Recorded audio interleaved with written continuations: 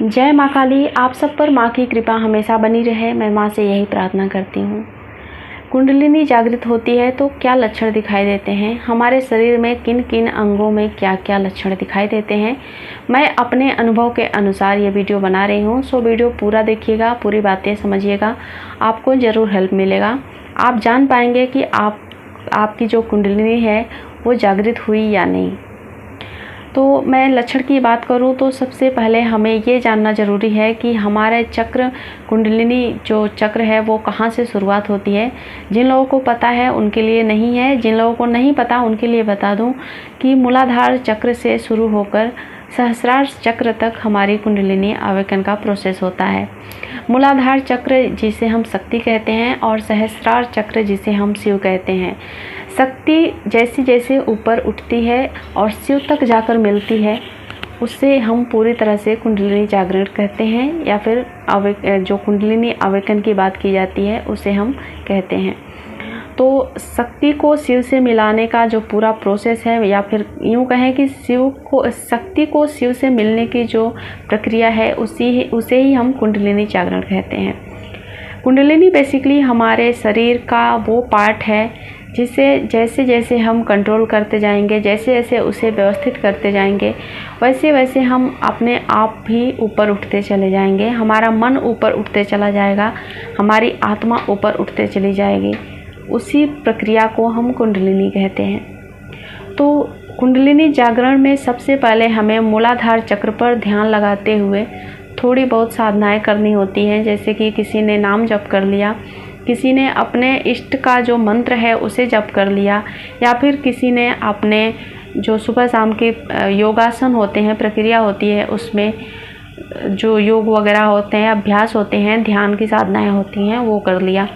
इन तीनों तरीक़ों से कुंडलिनी जागृत की जाती है।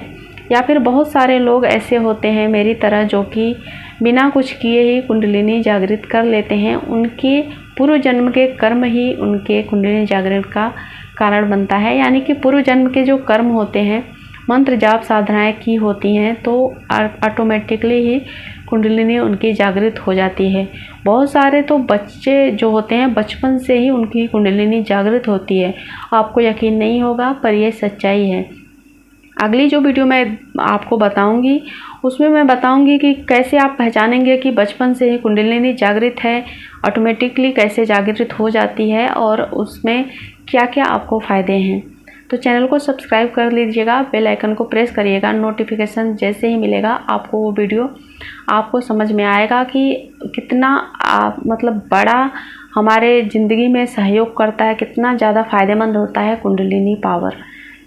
तो मैं लक्षण की बात कर रही हूँ। तो मूलाधार चक्र जो होता है, जिसे हम जननांग कहते हैं, जिसे मूल आधार कहते हैं, जो कि हमारे शरीर के सबसे निचले पार्ट में होता है, वहाँ पर हमें कुछ ऐसा बहुत सारे मतलब वीडियो में मैंने सुना है कि ऐसा सर्प जैसा ऊपर उठता है। ऐसा मुझे अनुभव नहीं हुआ है, मैं अपने अनुभव के अनुसार से बता रही हूँ। तो मुझे ऐसा कुछ अनुभव नहीं हुआ। बहुत सारे लोग कहते हैं कि एक ऐसा तीव्र प्रकाश की अनुभूति होती है, या फिर कुछ सरसराहट होती है ऊपर, ऐसा लगता है कि कुछ विस्फोट हुआ। ऐसा मेरे साथ कुछ भी नहीं हुआ।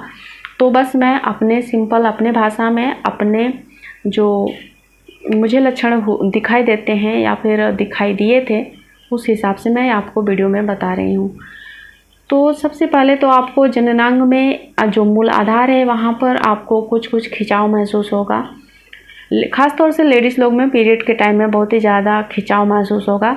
दर्द अलग होता है और खिंचाव अलग होता है। तो कुंडलिनी जागृत जिस लेडीज़ की होती है तो उनको खिंचाव महसूस होगा।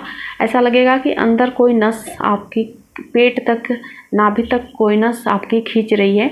वैसे ही आपको मतलब जो मूलाधार चक्र है वहाँ पर आपको स्वतः ही महसूस होगा। आपको किसी को बताने की या फिर कहीं और डॉक्टर वगैरह के पास जाने की ज़रूरत नहीं है। कुछ इसका कोई इलाज नहीं है, अपने आप ही ठीक हो जाता है। पहले तो हम घबरा जाते हैं कि क्या हो गया। बहुत ही ज़्यादा मतलब सेक्सुअल पावर भी बढ़ता है, मैंने सुना है, पर ऐसा लेडीज़ लोग के साथ नहीं होता है, जेंट्स में ऐसा होता है। उनका जो शारीरिक बैलेंस है वो बहुत ही ज़्यादा बिगड़ जाता है। और जैसे जैसे कुंडलिनी अपने आप ही मतलब ऊपर चलती है, जैसे जैसे हम ध्यान साधनाएं ऊपर करते हैं, तो क्या होता है ना कि इसी को तो हमें बैलेंस करना होता है। जैसे कि हमारा मन मचल रहा है, हमारा जो इधर उधर मन हो रहा है, भटक रहा है, उसको ही कंट्रोल करना ही तो कुंडलिनी जागरण कहलाता है। तो ऐसे ही इसको हम जब व्यवस्थित कर लेते हैं तो एक चक्र हमारा जागृत हो जाता है। फिर हम दूसरे चक्र के ऊपर ध्यान लगाते हैं, जैसे कि स्वादिष्ठान चक्र जो कि नाभि से थोड़ा नीचे होता है, तो उस पे हम ध्यान लगाते हैं। उस पे हम ध्यान लगाते हुए सांस को अंदर बाहर करते हैं, जो भी साधनाएं हैं वो करते हैं, मंत्र जाप करते हैं।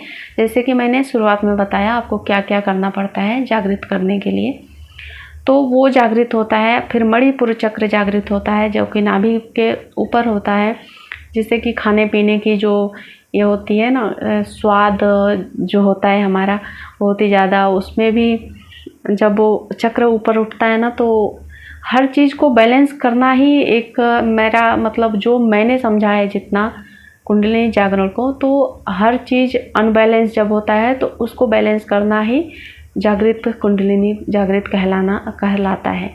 तो हमें अपने पेट संबंधी जो दिक्कतें उत्पन्न होती हैं, पेट में मरोड़ होता है, बेवजह गैस होती है, भारीपन लगता है, और रीढ़ के साइड में भी, पीछे साइड में भी आपको कुछ हल्का हल्का गर्माहट सा लगेगा, कमर में दर्द बेवजह होगा। आप कितनी भी दवाइयाँ लोगे ना तो कुछ आराम नहीं मिलता है, अपने आप ही ये चीज़ें ठीक होने लगती है। जैसे कि मैंने कहा मूलाधार पर भी ऐसा होता है, नाभि के पास खिंचाव होता है। जैसे कि स्वादिष्ठान चक्र पे जाएगा तो नाभि के पास खिंचाव सा महसूस होगा, दर्द होगा। मूलाधार और स्वादिष्ठान एक साथ ही, मतलब दोनों में ज़्यादा डिस्टेंस नहीं होता है, ये दोनों चक्र एक साथ ही दोनों ने तीनों, मणिपुर चक्र भी तीनों एक साथ ही अवेकन होती है। तीनों का सिम्टम्स एक साथ ही उभरता है और एक साथ ही शांत भी हो जाता है। उसके ऊपर आता है अनाहत चक्र, जिसे हम हृदय चक्र कहते हैं। तो इस यहाँ पे चक्र जब जागृत होगा ना तो हम इमोशनली बहुत ही ज़्यादा डिस्टर्ब हो जाएंगे। कभी कभी हमें रोना आएगा, कभी कभी हमें बहुत हंसना आएगा, कभी खुशी महसूस होगी लोगों से ज़्यादा। मतलब कभी कभी मुझे तो पूरी तरह से लोगों का अटैचमेंट जो था पूरी तरह से ख़त्म हो गया था, अभी भी नहीं है। मुझे अपनी माँ के अलावा, माता महाकाली के अलावा किसी से और कुछ लगाव नहीं बचा है। कोई मेरा फ्रेंड नहीं बचा, कोई मेरा रिश्तेदार नहीं बचा। जैसे ही अनाहत चक्र जागृत होता है ऑटोमेटिकली ये सारी चीज़ें होती हैं, और पेन भी होता है। आप ज़्यादातर शरीर के बाएं हिस्से में लक्षण दिखाई देते हैं आपको कुंडलिनी जागरण होने के, अवेकन होने के। तो आपको भारी भारी फील होगा, ऐसा लगेगा कि चेस्ट में कभी दर्द हो रहा है, कभी हाथ नहीं उठाया जाएगा, आपको लगेगा कि क्या हो गया। जैसे हार्ट अटैक के सिम्टम्स होते हैं ना, तो वैसे सिम्टम्स आप दिखाई देने लगते हैं। तो ये कोई घबराने वाली बात नहीं होती है, इसमें भी डॉक्टर कुछ नहीं करते हैं। इलाज आप कितना भी कराओगे, जब उसे ठीक होना होगा, जैसे ही कुंडलिनी अपनी जगह पे व्यवस्थित हो जाएगी, पूरी तरह से अवेकन हो जाएगी, तो अपने आप ही सिम्टम्स ख़त्म हो जाते हैं। तो उसके बाद थोड़े से ऊपर आज चलते हैं विशुद्धि चक्र के पास, जो कि हमारे थ्रोट में, गले में होती है। तो गले में बेवजह ही दर्द होगा, आपको बोलने में दिक्कत होगी, कब बेवजह बिना मौसमी खराश हो जाएगी गले में, ऐसा लगेगा कि क्या हो गया। पीछे का गला, जैसे कि सर्वाइकल में पेन होता है ना, वैसे पेन होने लग जाएगा। आपको लगेगा कि मुझे कहीं सर्वाइकल तो नहीं हो गया। आपको मैं सच बताऊं, मैं अपना स्टोरी बताऊं तो मुझे 3 साल तक ऐसा रहा। मुझे लगा कि मुझे तो सर्वाइकल हो ही गया है। डॉक्टर को भी दिखाया, डॉक्टर ने भी कहा कि सर्वाइकल के लक्षण है, एक्सरे वगैरह कराओ, पर मैंने ऐसा कुछ नहीं किया। एक्सरसाइज वगैरह बोले थे तो मैंने वही किया। तो मतलब जब बैलेंस हो गया पूरी तरह से वहाँ पे थ्रोट चक्रा पे, जब अवेकन हुआ पूरी तरह से कुंडलिनी, तो अपने आप ही वो ठीक हो गया। और जैसे कि मैंने पिछली वीडियो में बताया था कि कुंडलिनी एक बार जागृत करने से नहीं होता है अवेकन, वो अप डाउन होते रहता है। कभी कभी कुंडलिनी एकदम नीचे चली जाती है। हम जैसा व्यवहार रखते हैं, जैसा हम बिहेव करते हैं, जैसे साधना करते हैं, वैसे ही कुंडलिनी ऊपर नीचे होती रहती है। हाँ, एक बात है कि कुंडलिनी एक बार अच्छे से जागृत कर लिया आपने तो वो ज़्यादा एकदम नीचे नहीं जाती है, थ्रोट चक्रा पर आती है, अनाहत पे आती है, और वहीं से फिर से ऊपर उठ जाती है। तो पहली बार जागृत करने में ज़्यादा टाइम लगता है। उसके बाद से आप थोड़ी सी साधना, पूजा पाठ, अपना ध्यान वगैरह करेंगे, अपने आप को बैलेंस करेंगे, तो पूरी तरह से कुंडलिनी फिर से बैलेंस हो जाएगी, फिर से थ्रोट से ऊपर चली जाएगी। तो मेरा ज़्यादातर थ्रोट में प्रॉब्लम होता है, जैसे ही मेरा मतलब नीचे जाता है तो थ्रोट पे आके रुकता है, और मुझे पता चलता है बेवजह गले में दर्द होगा, जैसे कि मैंने किसी को अपशब्द कह दिए। वैसे तो हम जैसे लोग को किसी को कुछ बोलना नहीं चाहिए, पर फैमिली वाले लोग भी हैं तो थोड़ा बहुत हो जाता है। किसी की कुछ बुराइयां भी कर दूं मैं अपनी पर्सनल एक्सपीरियंस बताऊं तो मेरी कुंडलिनी ऐसे नीचे सरक आती है जैसे लगता है। तो फिर से ना उसको माँ से माफ़ी वगैरह मांगना पड़ता है, अपना ध्यान पूजा करना पड़ता है, तो फिर से वो सही हो जाता है। देखिए ये सब ना मानने की बात है, जो मानता है उसके लिए है, जो नहीं मानता है उसके लिए तो कुछ भी नहीं है। तो मैं अगर माँ को मानती हूँ, देवी माँ काली को मानती हूँ, तो मैं उनके लिए ही सब कुछ हूँ, मेरे लिए ही वो सब कुछ हैं। तो मैं उनको मानकर ही अपने ज़िंदगी को आगे मैं आपके वीडियो में शेयर करते रहूँगी क्या से क्या। तो फिलहाल मैं बात कर रही हूँ विशुद्धि चक्र की। तो यहाँ पे विशुद्धि यानी कि अपने आप को शुद्ध करना, अपनी वाणी को शुद्ध करना। तो जैसे ही हम अपने वाणी को शुद्ध करेंगे, विशुद्धि चक्र ऑटोमेटिकली ओपन हो जाएगी। अब आता है छठवां, जो जिसे हम आज्ञा चक्र कहते हैं।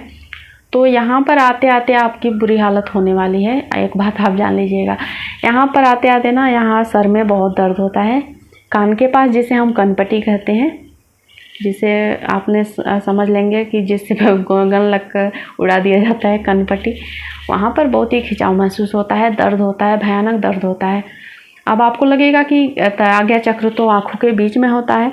मैं समझती हूँ बीच में होता है, ग्लैंड होता है पिनिनियल, वो यहाँ से पीछे, और ये पूरा सर के बीचों बीच में होता है। तो यहाँ पर भी खिंचाव महसूस हो सकता है, लेकिन ज़्यादातर शरीर के बाएं हिस्से की कनपट्टी पे ज़्यादा खिंचाव और दर्द महसूस होगा जब आज्ञा चक्र आपके ओपन होंगे।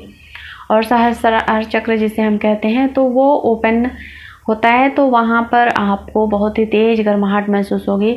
मैंने तो बर्फ़ से सिकाई की है, मुझे याद है कितने सालों तक मुझे वहाँ पर भी दर्द रहा, सालों साल मुझे वहाँ पे दर्द रहता था।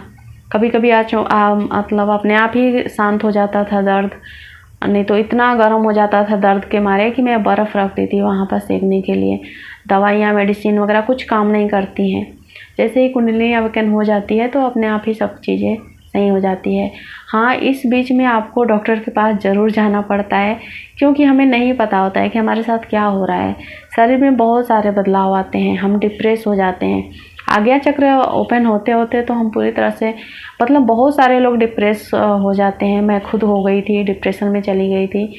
वो चीज़ें ऐसी हैं, कुंडलिनी ऐसी चीज़ है जिसे अगर सावधानी से, मतलब जिसको पता है, जिनके गुरु हैं या फिर जिनको पता है सारी चीज़ें, वो बहुत ही अच्छे से हैंडल कर लेते हैं। लेकिन खिलवाड़ जो लोग करते हैं, जिनको लगता है कि कुंडलिनी जागृत कर लें, हम ऐसा बन जाएं वैसा बन जाएं, तो उनके साथ बहुत कुछ हो सकता है। इतना मतलब एक अच्छा है और इतना बुरा है, दोनों ही चीज़ें इसमें हैं। तो इसीलिए मैंने ये वीडियो बनाया कि आप पूरी बातों को समझिए, क्या क्या चीज़ें हो सकती हैं। और भी चीज़ें जो हैं वो मैं आगे की वीडियो में बताऊंगी। यहाँ पर वीडियो बहुत ही लंबी हो जाएगी, आप सब बोर हो गए होंगे मेरी बातों को सुन के। तो ये मेरा एक्सपीरियंस था, जैसे जैसे जो चीज़ें हुई हैं वो चीज़ें मैं आपको बता रही हूँ। वो सारे हैं लक्षण अगर आपको दिखाई देते हैं तो आप समझ जाइएगा कि आपकी कुंडलिनी जागृत हो रही है या फिर हो चुकी है। अगर आप ध्यान साधना करते हैं तब की बात कर रही हूँ, या फिर अगर आपकी अनजाने में भी हुई है, ये सब लक्षण मैच करते हैं, तो भी आप मुझे कमेंट में ज़रूर लिखिएगा। मुझे बहुत खुशी होगी कि मेरे बताए अनुसार आप लोगों के साथ भी ऐसा हुआ और आप सब मेरे साथ शेयर करेंगे तो मुझे बहुत ही ज़्यादा खुशी होगी। चलिए नेक्स्ट वीडियो में मिलती हूँ इस टॉपिक को लेकर कि आपकी कुंडलिनी अगर जागृत हो जाती है तो आपको क्या क्या फ़ायदे होने वाले हैं।